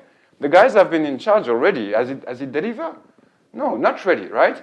Not as much as the population But have you given him wanted. even an opportunity? He has been in 2 power. years. No, he was in power since 10 years. The political party is in power since 10 years. Yeah, but they it make was not decisions not together. Bazoum who was in power himself, really. No, but calling him a democratically elected president, like the French are doing, it's a lie. Because it's democratic. No, it's democratic only So because if the President French have said it if was. President Museveni is democratically elected, would you agree or disagree? I disagree. But he's democratically elected. In the You're papers, putting me in trouble. in the papers, he will be democratically. But the thing is, let's look at ECOWAS and ECOMOG. Okay, there is support of France, as you may be saying, because that is subject to being fact-checked, and we shall look for... I look at the intervention of look for- ECOWAS in Ivory Coast 2011. Exactly, that's what I was going to come through, that ECOWAS, through its ECOMOG, they have done, they have a strength. We have seen them influence politics in West Africa. But do they have the strength or that power to go and restore? Because now I think there is a change of plan. It's no longer as they had suggested to go full swing. Now, Niger junta decided to have a dialogue, have a conversation. How can we move forward now? But does ECOWAS have the strength really to, let's say, militarily crush the juntas and restore sanity and government back in that country? Do they have the capacity if they decided to? So they've done it. They've done it in Gambia. At the time I was in Senegal myself. Yes. It took them 2 months to organize it. So never in 2 weeks or 1 month like we're seeing. It was quite long. So it was Yahya Jammeh, if you remember, president of Gambia. I remember. He organized an election. He lost the election, and he announced, "Sharp, I lost. My Barrow is president." Yeah. And everyone is like, "Yahya Jammeh announced an You have election. He access, organized an of election. course, He lost. What happened?" We were already surprised. I remember in Dakar, we were already surprised. Like, no one expected that, you know? Exactly. And then 1 week after, it's like, hey, I think I didn't. There were a mistake here. There were a mistake. I'm sizing back power and I'm staying in power. So ECOWAS said, no. Yeah. Before that, another intervention of ECOWAS was in Sierra Leone and Liberia, but Sierra Leone especially. Yes. And that didn't really restore order. It cost a lot of money, and at the end, it was a political solution that was negotiated, right? So does ECOWAS have the power to send its army in Niger?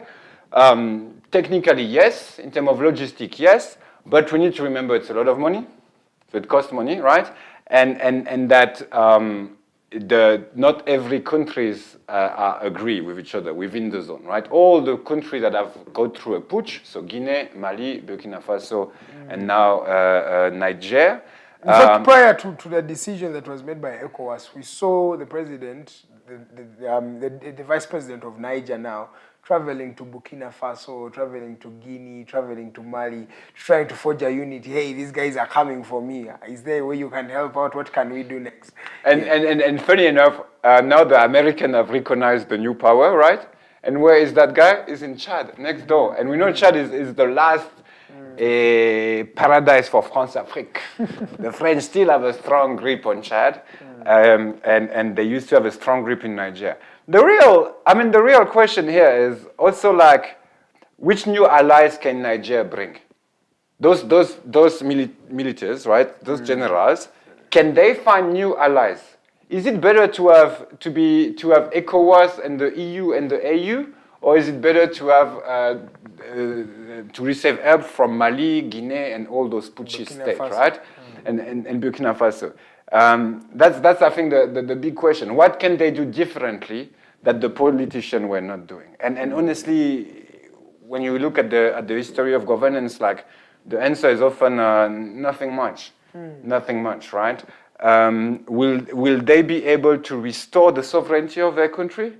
They are far away from it. When I look at the militias, they also have their own problems happening in their countries, really. But also the question of Niger's military is what, 30,000 soldiers? I think that's the capacity they have. It's not more than really 35,000. And you can say if it's just 30,000 soldiers, ECOMOG can do its best. The population. What happened when Traoré seized power in Burkina Faso? He seized power, and he seized power against another putschist that was a general. So the general looked at the small boy and said, no, like, I can't let a subordinate take over. So they send the helicopters, there's a lot of fight. Why does Traoré win the fight when he didn't have the army? Because the population went out, went straight to the French embassy, went straight to the residency of certain politicians and start what the South can call toying. They start marching, they start burning stuff around the buildings, and they even try to burn the French embassy, right? So what does it mean? It means that even if he doesn't have the army, he can mobilize the population.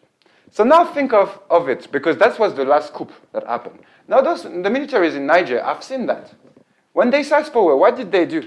They tried to send people in the street. They tried to organize march. They tried to pay people to go to that big stadium and show their popular support. Because ECOWAS can get rid of 30,000 men for the army. You're right. You're 100% right. They can organize that in a military perspective. But can they prevent another insurrection by the population? Can they prevent Niger youth to be in the road and arm themselves against ECOWAS? No. And can you imagine a Nigerian Char with Ivorian soldiers shooting Nigerian protesters in Niamey just to seize power and reestablish a president that we know wasn't so much well elected? No. Do you imagine the current president of Nigeria that is so proud of having taken over from different putschists, also have been arrested at the time of the militaries of Obasanjo. I think he was arrested in the Obasanjo, but don't quote me on that. Do you imagine him like going and accepting like to shoot on population? Do you accept the youth of Senegal, of Ivory Coast, of Nigeria, to look at their brother being shot by their very own army in order to restore a president they never really heard about? No, that's unacceptable. And I think a lot of people have started to understand that. Initially, ECOWAS said, no, enough is enough. There has been 4 coups d'etat. And remember, ECOWAS is led by the president. So those are the presidents that literally can front a coup d'etat tomorrow. So they are in favor of stopping coup d'etat and organizing elections, right? Yeah. But then they realized, and I think today they're meeting and tomorrow as well, they realized that if such an intervention happened, who will die first are not the soldiers of the putsch, it's the population. And that they fear, because if they start to shoot the population of Niger, the youth of the region will look at it and be like, that's not okay. All right, 26 minutes past 9 a.m. Ladies and gentlemen, this is the Mighty Drive Show. We're still talking about Niger, but let's delve into another conversation of the BRICS. That is Brazil, Russia, India, China, and South Africa. Now, this is a new formulation, a new unity, emerging unity. And you can say that these are some of the strong countries that have not really been recognized on the international spectrum. Some have, but it creates another sense of alliance. Why BRICS? And why at a time like this? Why now, really? That's a good, really good question. We had some Ugandans here making statements. Hey, we have been, isolated by the World Bank and everything. We are going to join BRICS. Can't we just go and do BRICS? And now BRICS is the new trending phenomenon. Do you understand? So maybe let's get back to the history of that. Why? The question of why is the BRICS emerging? Exactly. The BRICS emerged because what was the system before? The system before was G7, G8. Do you remember that? Yes. G7, G8 was Russia, all the European powers, America, basically the global north, right? Exactly. And so other countries decided like, no, we cannot continue on this. And now what I found fascinating is that BRICS countries have a better economy than the G7. So BRICS country right now as a diplomatic group, as a geopolitical group, have more economic power than any other groups. Are you sure? 100%. Are they stronger than? You can check online and you can fact check me because we live, so that's the chance we have. Go and fact check the economy of the G7 versus the economy of the BRICS. The economy of the BRICS are better. It's thanks to China and India. Doing like a big part of the work. But India has a better economy than France, for instance, and so there is a new powerhouse in the place, right? And what do they say? Those guys, what do they say? They say, no, if together we are the main the main important part of the world economy right now. Yes. We are really strong together. Why is it that we're trading in dollars? That's a very big question. Even Ruto was asking that. It's a good question. Why are we still Why are we trading in dollars? This dollar. When India buy petrol to Russia, he has to buy it in dollars. Does that make any sense? For Russia and India, it seems like it doesn't. Why? Because all the time you put a dollar on the table, and that's also for us. This dollar is legally bonded to the United States of America, exactly. Right? Which means that their financial law, their regulatory law, their monetary law, everything applies to you and to your company, right? So just a small example that I have in mind right now, a French company decided to do a trade in Iran. Now that very company is prevented from doing trade in the US because the US have said no trade with Iran. Iran is I don't know what they call it, but we can't trade with Iran, right? And suddenly a company that was a global company cannot trade anymore in the US and therefore in dollars, right? They can't get dollars as easily as they used to, right? So all those countries trade in dollars and that makes no sense. And let me tell you, it makes no sense. Do you know since how long dollars is so prominent in the economy? It's the Second World War, really. It's Bretton Woods Agreement in 1944 and the Americans' power is that. We imagine often American power is the theory we look at, is the political model that they try to introduce, the human right and all of this, right?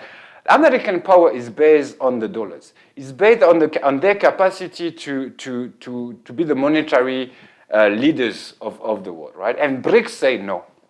That has to stop. And that's really well thought. And that's well thought of the Chinese. We know the Chinese are really influential in that because they already, you know what they did, the Chinese, to counter that dollar's power? Because they said, no, dollars have too much power, but we have to trade in dollars. They bought dollars from the federal bank. They bought bonds. And now they have more bonds than any other country in the world. So the debt of the Americans is partly owned by Chinese. Yes. But Chinese is trading in dollars, which is partly owned by the Americans, right? So there's that dependency. They organize that dependency. And now BRICS are trying to break away from that. And honestly, it makes sense. Why does China has to trade in dollars when they trade with Kenya? It doesn't make sense. If Kenyan and Chinese decide to trade in another currency, it's better. But here we should not. Let's come back a bit. And remember, who have told us that we need an African currency? Do you remember a really strong man that the West didn't like? Colonel Muammar Gaddafi. Colonel Muammar Gaddafi. He used to gather his own gold, the gold of Libya. And we know Libya was producing a lot of gold, buying from Mali as well, and bring it to Libya and say, no, this is the gold that we're going to use to back up an African currency, so we also stop trading. Because here, let's think of that situation of the BRICS from an East African perspective, an Ugandan perspective, as you say. Is that better for us as Uganda to trade in dollars, or is it better to trade in yuan? Honestly, I'm not an economist, but it's more or less equivalent. The best for Uganda is to say, I choose to trade in yuan or I choose to trade in dollars, and I have the choice. Why don't they just choose to trade in shillings? And because now also our money, I traveled one time to a certain country and they would not accept our money. They refused. I went with my cash, I stayed with my cash, and I came back with it. They said we cannot hold that money. If it's not $1, don't give it to us. Yeah, like that's really a sad reality, and especially for the Ugandans that travel, I imagine it's really complicated. Exactly. And definitely, how many times do we have shillings and we have to change it into dollars, or and people then, paying these dollars? After changing it in dollars, then you change it to the currency of that country. So as you're leaving that country, you have to change back into dollars. Yeah, then it never you get works. dollars, then you have to change into shillings. But then we get back to the size of Uganda. 40 million people. That's not even a province of China. That's 2 cities in China. No, really. Like we need to that's the economics behind it. And that's the truth. If Chinese decide to buy this pen altogether, that pen is becoming an economic success.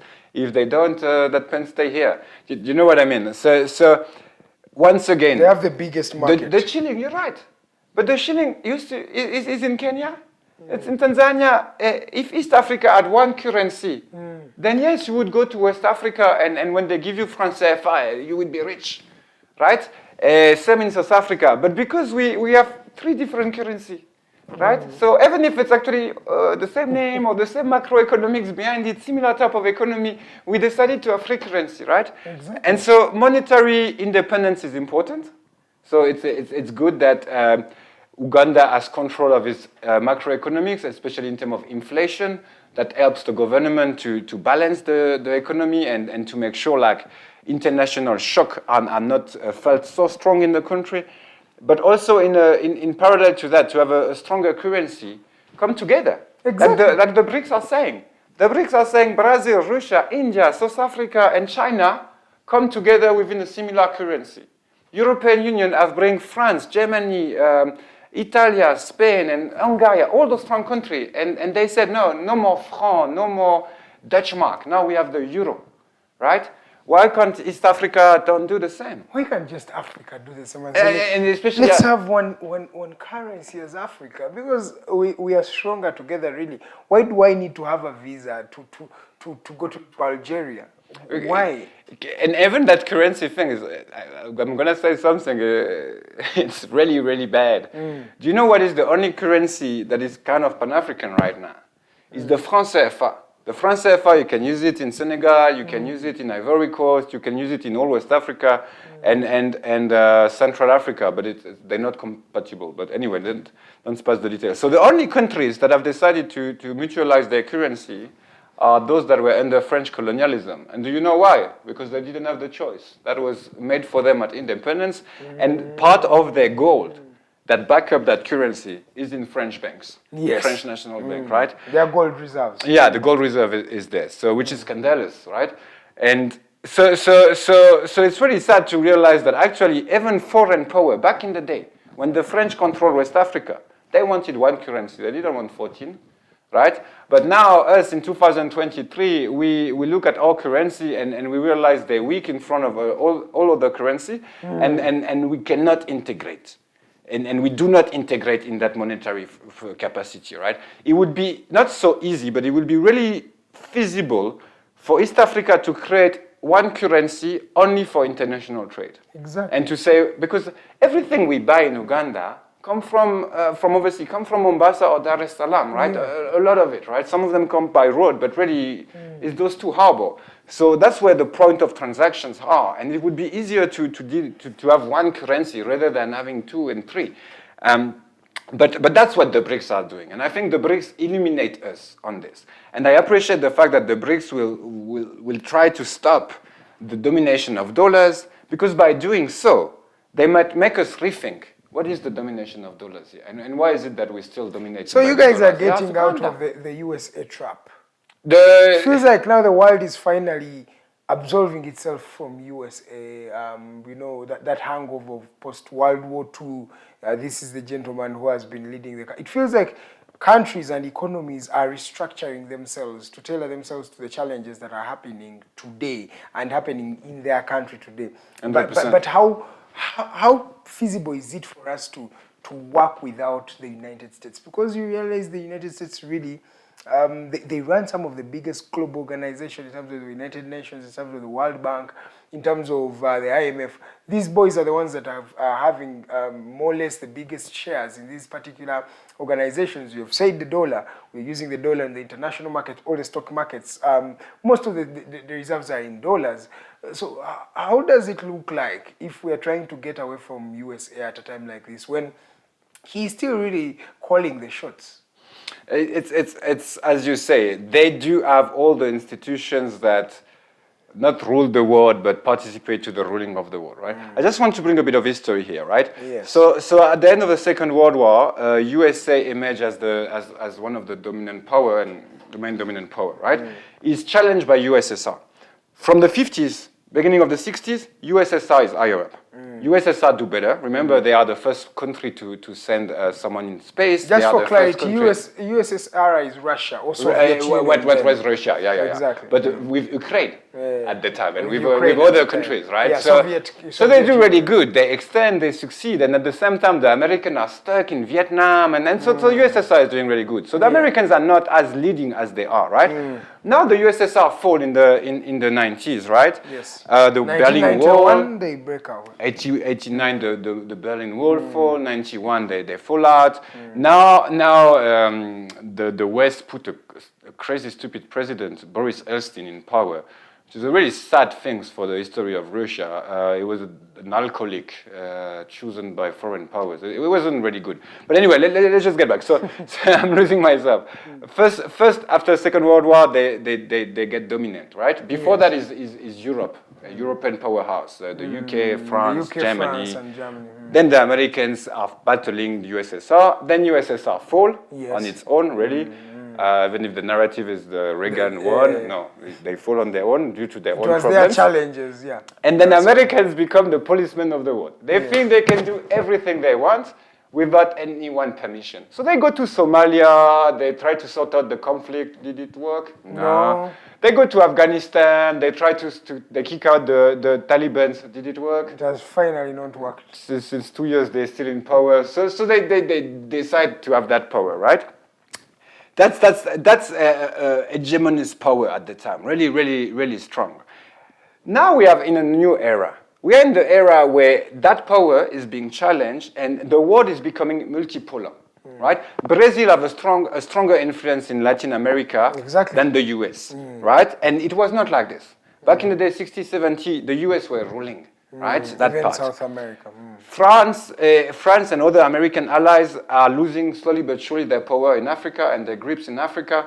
And China is rising as the global power. A lot of people think China is number 2 after the US. That's not true.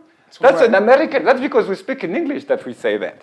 But if we're speaking in Chinese or in another language of Asia, we will already realize that China is higher up. China already have the technology, they have the brevet, they have the universities, they have the industry. Like China is the factory of the world. Most of what your watch, my phone, this pen, all of that is made in China, right?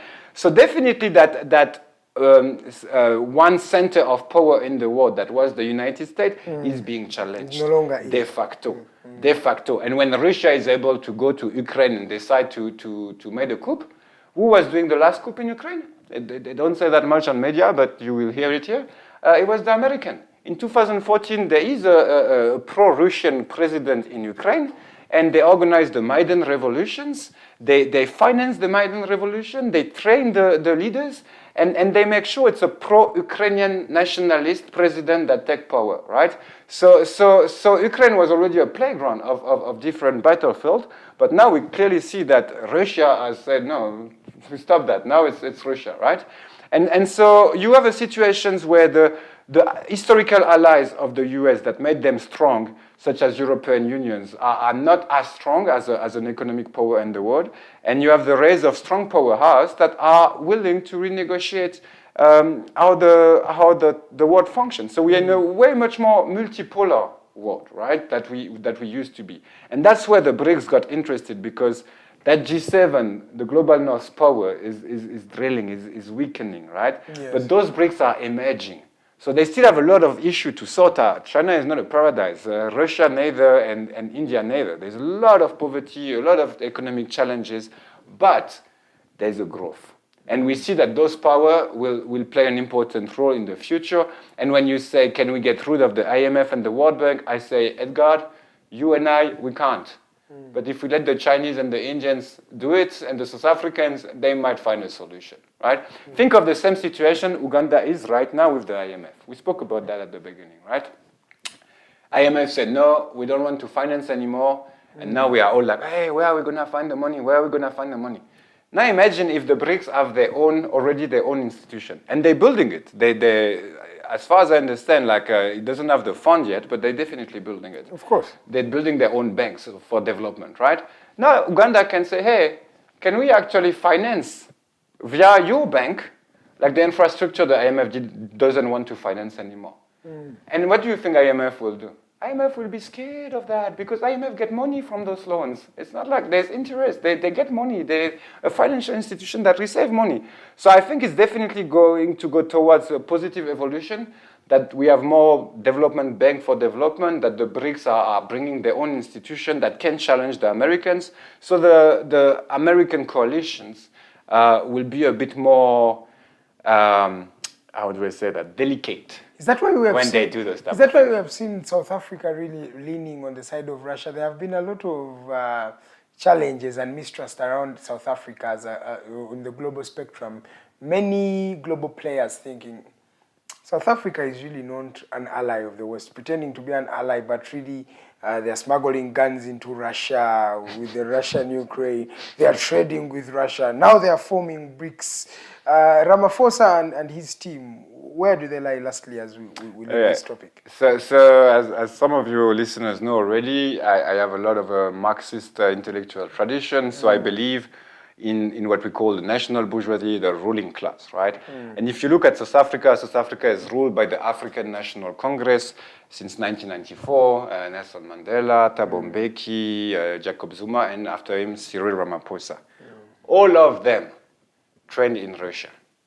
They were students in the Lumumba University of Moscow, right? No, it's really clear. It's very important. Why? Because at the very same time, who does America finance? When they are in Russia, America finance apartheid. Okay? America finance apartheid, America finance Savimbi in Angola, UNITA, America finance all the all the terrible liberation movement that you can think of, right? Even Frelimo in Mozambique. No, not Frelimo in Mozambique. Renamo in Mozambique. So South African white power and Americans are allies. So black liberation movement goes towards Russia, right? And then they got their independence in 1994. They win thanks to Russian engagement, thanks also to Russia's support, but also mainly thanks to South African, right? That fight within the country. So now, when Nelson Mandela arrived in power, everyone loves him, both the Russian, the American, and the Chinese. And he's smart enough to realize that he doesn't have to play one versus the other. He can be friends with both, right, and get benefit from both, right?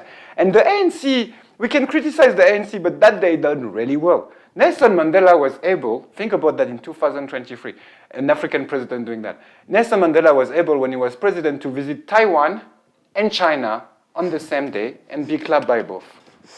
And South Africa was the only country in the world at the time that recognized both Taiwan and popular China, so mainland China, right? Which other president can do that? Do you see Museveni going to Taiwan and to China now and tell them, like, hey guys, let me tell you, like, you guys are brothers? No, it's not going to happen.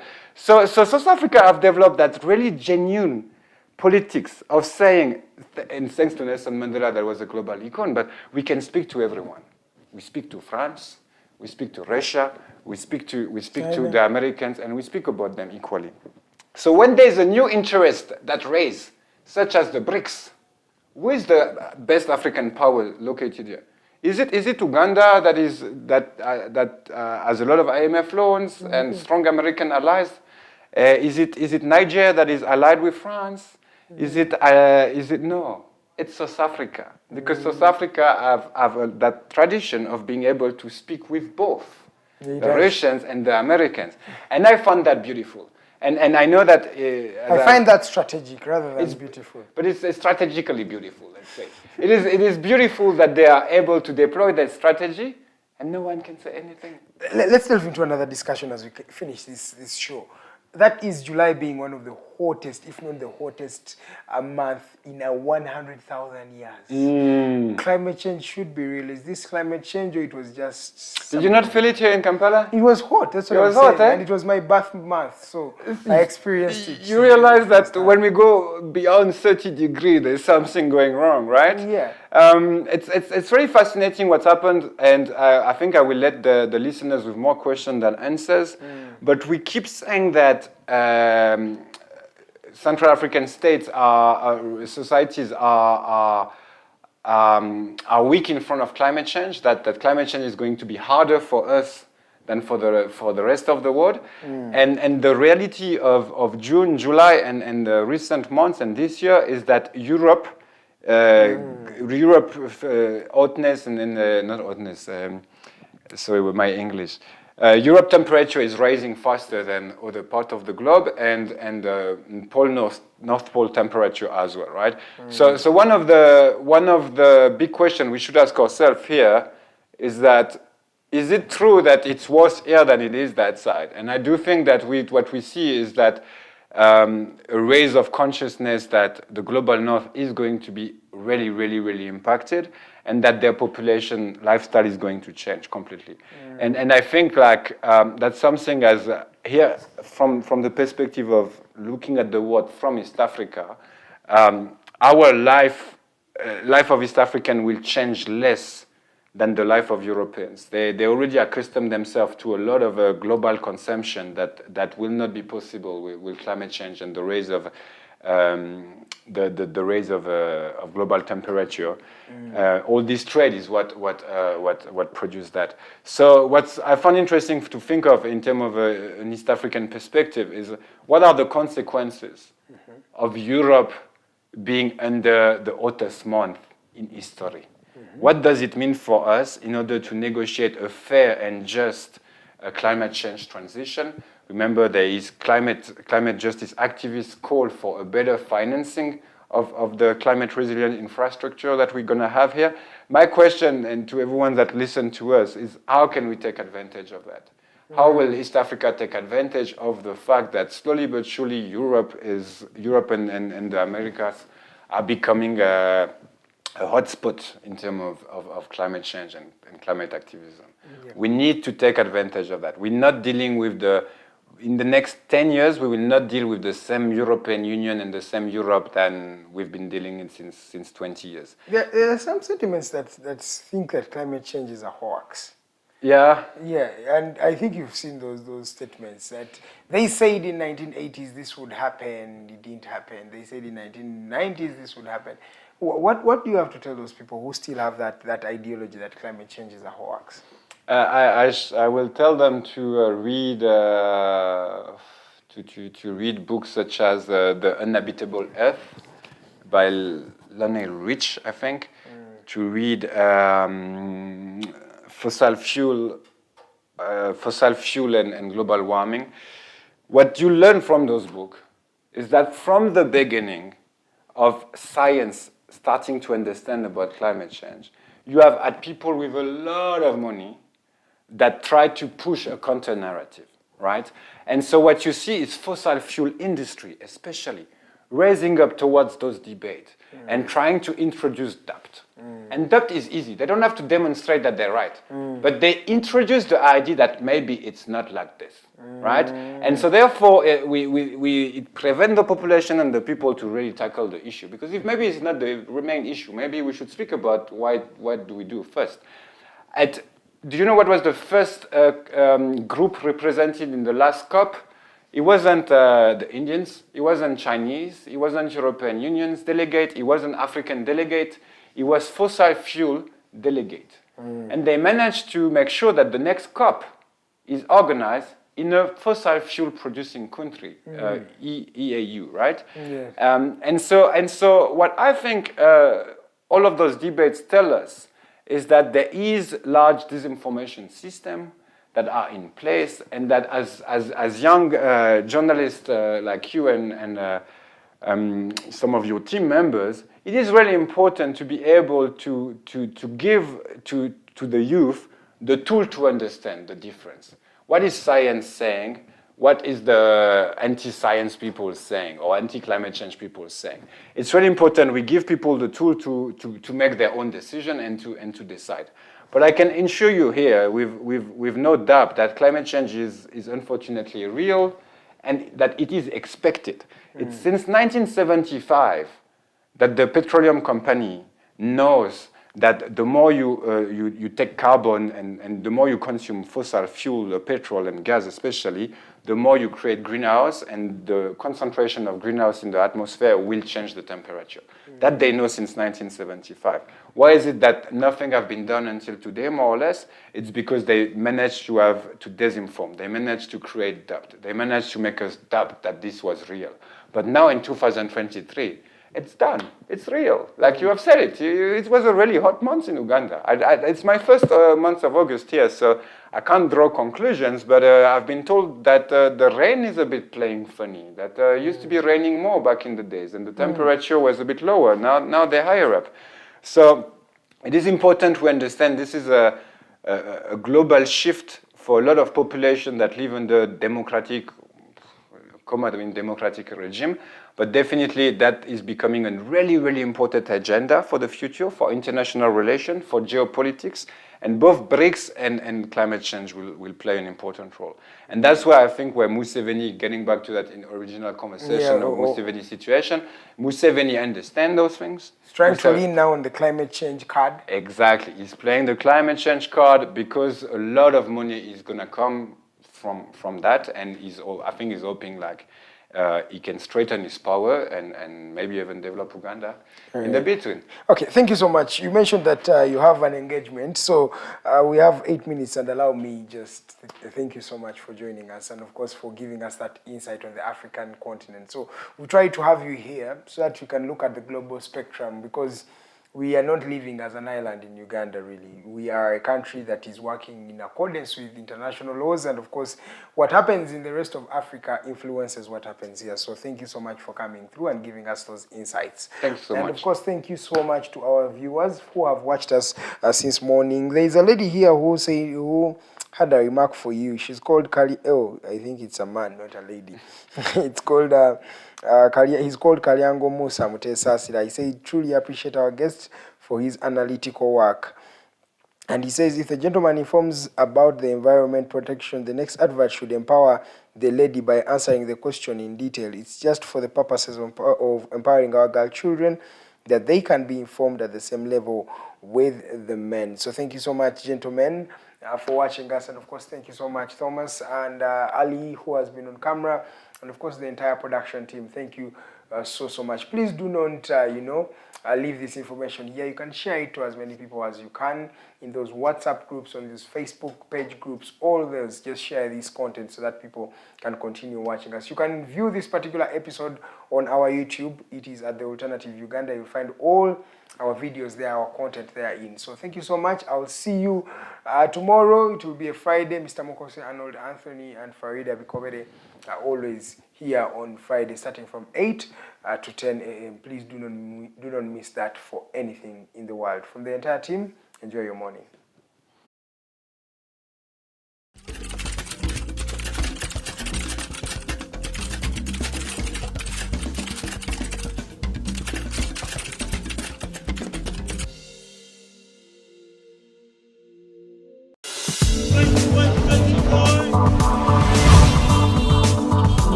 The Alternative Digitalk. Real issues, real talk.